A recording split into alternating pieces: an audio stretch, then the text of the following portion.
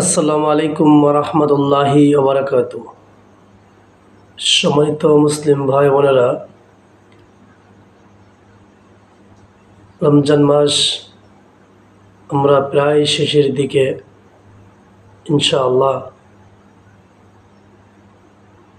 রমজান মাস আমরা প্রায় শেষ করে ফেলেছি আল্লাহর অশেষ মেহেরবানিতে।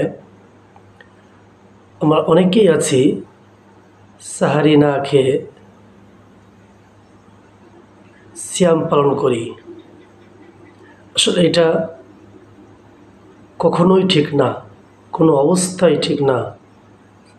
সিয়াম পালনের ক্ষেত্রে সাহারি খেতেই হবে, এবং তা যদি একটু পানিও হয় তো আসুন আমরা এ বিষয়ে হাদিস জানবো ইনশাআল্লাহ। আবু সাঈদ খুদরি রাদিয়াল্লাহু থেকে বর্ণিত, তিনি বলেন, রাসূল সাল্লাল্লাহু আলাইহি ওয়াসাল্লাম বলেছেন, সাহারি বরকতময় খানা, তোমরা তা ত্যাগ করো না। যদিও তোমাদের কেউ এক ঢোক পানি গলৎকরণ করে, কারণ আল্লাহ সাহারি ভক্ষণকারীদের উপর রহমত প্রেরণ করেন ও ফেরেশতাগণ তাদের জন্য ইস্তেগফার করেন। সুবহানাল্লাহ। হাদিসটি আহমদ জামিয়া সাগীর 4801 নম্বর হাদিস। হাদিসটি সহিহ। তাহলে আমরা বুঝতে পারলাম আল্লাহ রাসূল সাল্লাল্লাহু আলাইহি ওয়াসাল্লাম বলেছেন, সাহারি যদি এক ঢোক পানিও হয় খেতে হবে। আমরা আরেকটা হাদিস জানবো ইনশাআল্লাহ। আব্দুল্লাহ ইবনে হারেস রাসূল সাল্লাল্লাহু আলাইহি ওয়াসাল্লামের জনৈক সাহাবী থেকে বর্ণনা করেন, এক ব্যক্তি নবী সাল্লাল্লাহু আলাইহি ওয়াসাল্লামের নিকট আগমন করেন। তখন তিনি সাহারি খাচ্ছিলেন। তিনি বললেন, নিশ্চয়ই সাহারি বরকতময়, আল্লাহ তোমাদের তা দান করেছেন, অতএব তোমরা তা ত্যাগ করো না।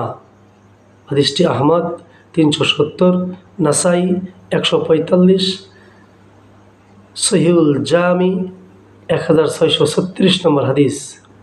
তাহলে আমরা দুইটা হাদিস থেকে বুঝতে পারলাম সাহারি বরকতময় খানা, যেটা রাসূল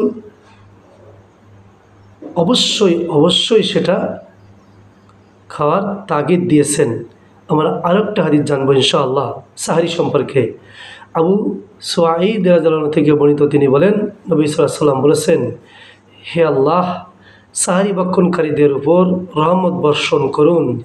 উবাদা ইবনে নাসি বলেন, মুখে মুখে প্রচলিত ছিল সাহারি খাও, যদিও তা পানি দ্বারা হয়, কারণ প্রসিদ্ধ ছিল সাহারি বরকতের খাদ্য। সুবহানাল্লাহ। তাবারানি হাফেজ ইবনে হাজার আসকালিন থেকে হাদিসটি বর্ণিত। আল্লাহ রাব্বুল আলামিন আমাদেরকে, যারা সাহারি খেতে অনীহা, যারা সাহারি না খেয়েই সিয়াম পালন করে, আমরা যেন কোনো অবস্থায় এটা ত্যাগ না করি। আল্লাহ রাব্বুল আলামিন আমাদেরকে হাদিসের উপর আমল করার তৌফিক দান করুন। সকলে বলি আল্লাহুম্মা আমিন। আসসালামু আলাইকুম ওয়া রাহমাতুল্লাহি ওয়া বারাকাতুহু।